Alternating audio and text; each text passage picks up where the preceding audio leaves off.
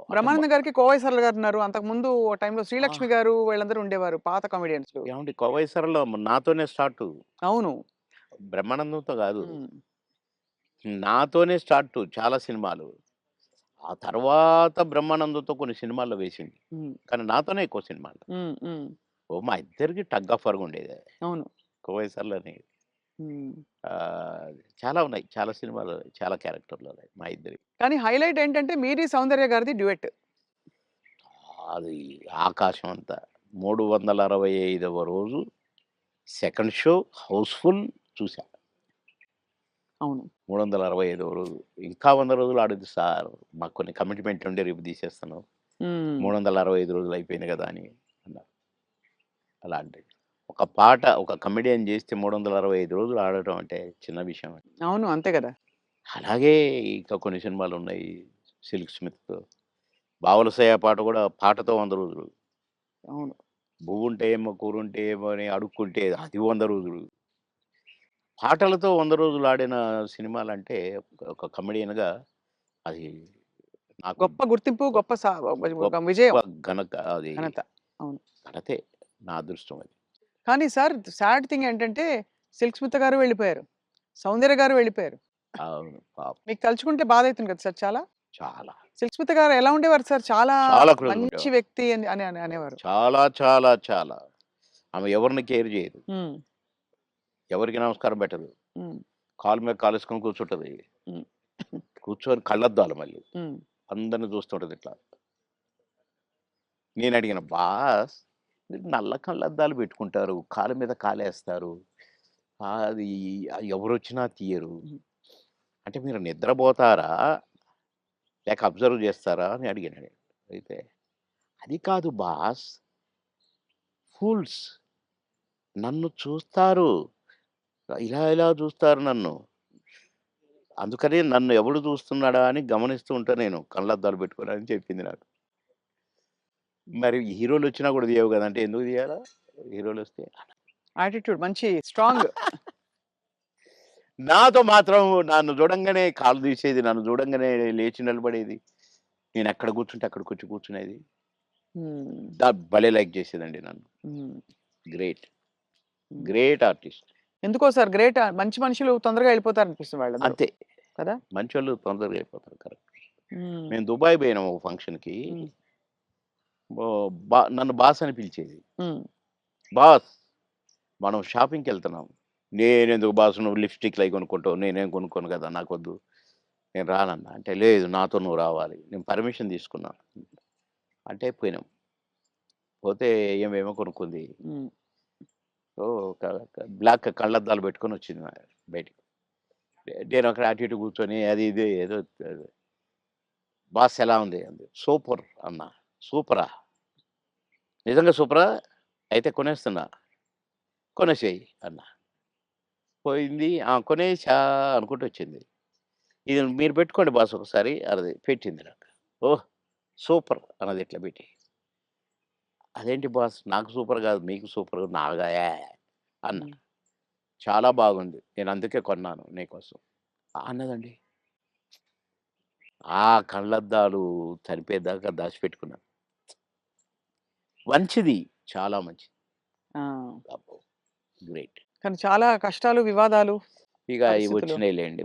అయి కొంచెం కరెక్ట్‌గున్నోళ్ళకి వివాదాలుంటాయి. హ్మ్. ఏ ఎండకు ఆ గొడుగు పట్టేటోళ్ళకుండవు. అదే. వివాదాలు రావు. హ్మ్. ఎక్కడికక్కడే సమసిపోతాయి అవును. అని నా ఉద్దేశం. కష్టమే సార్ మీరన్నది. చాలా అది కానీ మొత్తానికే సార్ మీరు వచ్చి సక్సెస్ సాధించాక 10 సినిమాలు అనంగానే రెమ్యూనరేషన్ అమాంతం పెంచేసారా? లేదండి మా పీరియడ్‌లో పెంచుడు గించుడు లేదండి అసలు. మా సినిమాకినిచ్చేవారా? కాల్ షీట్లు ఇచ్చేవారా సార్? ఆ రోజుల్లో సినిమాకే గదా! స స లేదండి. కాల్ షీట్సే హ్మ్. 5 రోజులు, 10 రోజులు, 15 రోజులు, 12 రోజులు అట్లా ఉండేది. ఇక కొన్ని మధ్యలో చిలక్కొట్టుడు క్యారెక్టర్‌లు కొన్నుండేది. 1 డే, 2 డేసు అయ్యి డే పర్ డే ఇంతని మొదలైనయి. హ్మ్. మేము ఏనాడు నేను గాని, నా తోటి వాళ్ళు గాని ఇంత తీసుకుంటా, ఇంతిస్తేనే వస్తా అని మేమెప్పుడు అనలేదండి. హ్మ్. నా రేట్ ఇంత అని నేనెప్పుడు అనలేదండి. ఇప్పుడు హుహు. 'మాయలో' 'మాయలోడు' అంత పెద్ద హిట్ అయిన సాంగ్ అవును. ఆ మరుసటి సినిమాలోనే వితిన్ ఓ బో చిరంజీవి గారు గూడా నన్ను పిలిచి, "సినిమా సూపర్ హిట్ అట. నీ పాటతో హిట్ అట బాబు" అని తెలుసా అంటే, నాకు తెలీదన్నా" అన్నా. నేను ఆయన షూటింగ్‌లో ఉన్నారు హ్మ్. రిలీజ్ అయ్యి. నేనసలు పెద్దగా నేనేదో అయిపోయానని నాకు ఫీలింగే లేదు. సత్యనారాయణ గారి పక్కన ఏదో పాట కామెడీ అప్పటికప్పుడే సాంగ్ క్రియేట్ అయిపోయింది నాకు. హ్మ్. పెడితే నేను మామూలుగానే పోయినా, చేసినా, వచ్చినా. అంతే తప్ప నేను పాటలకు నేనిప్పుడు సెపరేట్ ఇంత తీసుకున్నాను నేను పెట్టమన్నారు నన్ను కొంతమందైతే. హ్మ్. నేను సినిమాకి ఏం తీసుకోండి మీరేమిస్తే అదే అనేదండి. ఆ రోజుల్లో ఆ వాల్యూస్ ఉండేవి గదా! వాల్యూస్ మన ఉండేవి. ప్రొడ్యూసర్స్‌గా గూడా ఆ గౌరవం ఇచ్చేవాళ్ళు. అక్కడ గౌరవమే ముఖ్యం తప్ప డైరెక్టర్ల ముందు గాని, ప్రొడ్యూసర్ల ముందు గాని మాకిచ్చే గౌరవమే మా పారితోషికం అనుకునేది.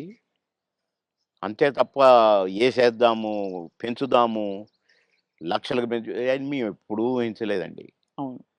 ఏమిస్తే అది తీసుకునేది. కొందరు డబ్బింగ్ జెప్పి బయటకొచ్చినాక, "క్షమించాలి సార్ మీకు బ్యాలెన్స్ ఇవ్వలేకపోతున్నా" అంటే, ఓకే. ఓకే. తర్వాత చూద్దాం అనుకుంటే ఎళ్ళిపోయేది. అంతే. అడిగేది గాదు. ఆ!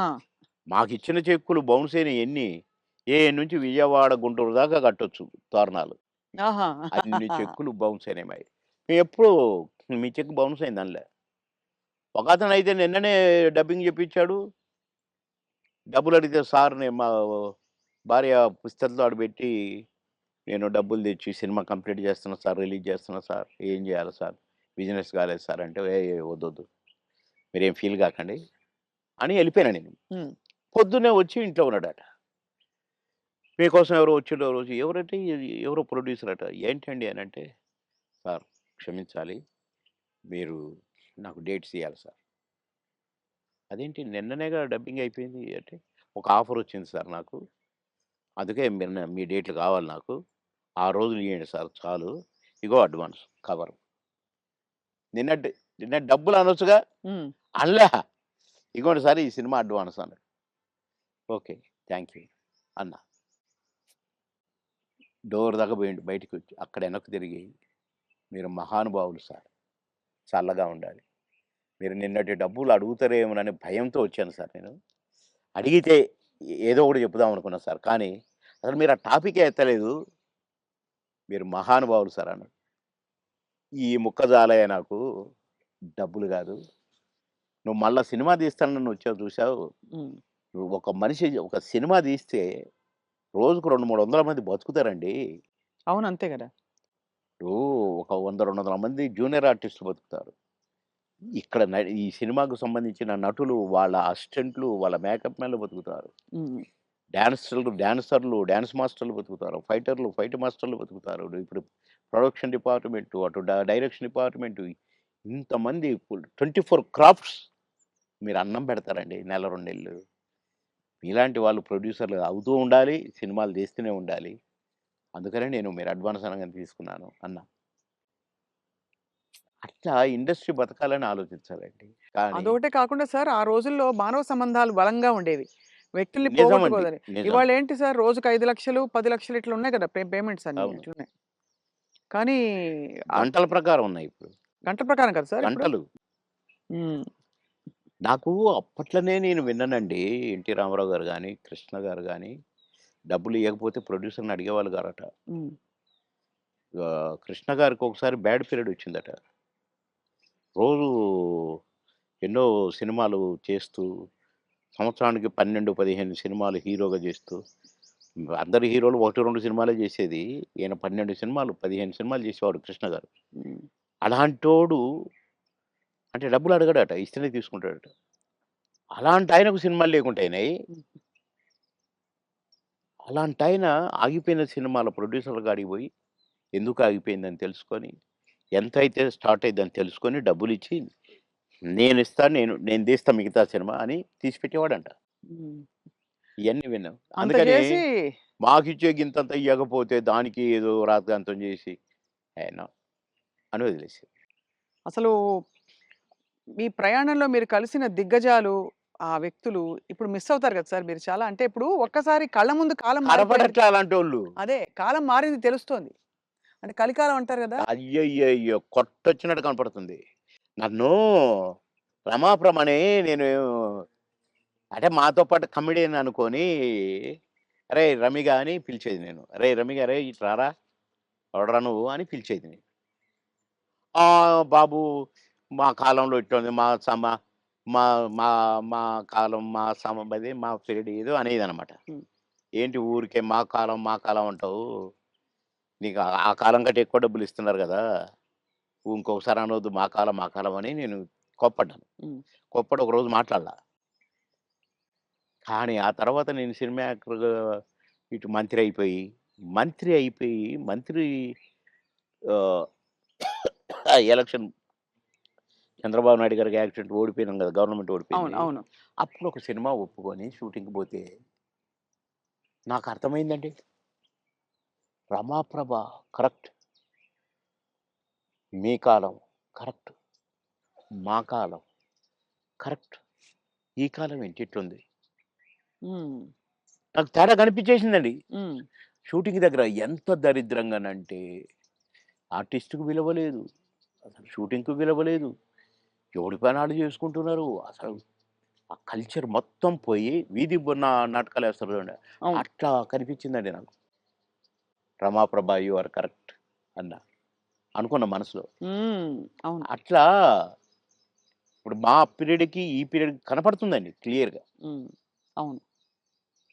అసలు మా సినిమా నాకు నాకు ప్రామిస్ చెప్తున్నా, పొద్దున మీతో మాట్లాడిన తర్వాత ఒక్కసారి ఎందుకో అట బ్యాక్‌కి పోతే, కోడి రామకృష్ణ గారు షూటింగ్‌కొస్తే అదొక పిక్నిక్ స్పాట్‌లాగా కనపడేది. ఆయన వస్తుంటే ఆయన ఎమ్మటే అసిస్టెంట్లు, గిసిస్టెంట్లు నడుచుకుంటా అసలు ఎంత కళ, కళ, కళ. సరదాగుండేది. ఎంత కళగా ఉండేది. ఆ తర్వాత అలాంటి కళ కనపడలేదే అని నాకనిపించిందండి. హ్మ్. ఎవడికి వాడే ఆ 'జబర్దస్త్' నుంచి వచ్చినోడు వాడొకడు, వీడొకడు, వీడొకడు. మేము స్టార్స్ అని. కానీ మేమెప్పుడు అనుకోలేదే అవును. స్టార్స్ అని. ఏదో భగవంతుడు అవకాశం ఇచ్చాడు. ఆర్టిస్టులం అనుకునేదే తప్ప. వామ్మో! ఇప్పుడు ఓళ్ళను ఒక్కొక్కళ్ళు మెయింటెనెన్స్ అది కథ వ్యవహారం. ఇప్పుడేముంది సార్ ఒక టీవీ షోలో కనిపిస్తేనే పెద్ద స్టార్‌లా ఫీల్ ఆ! అయిపోతున్నారు.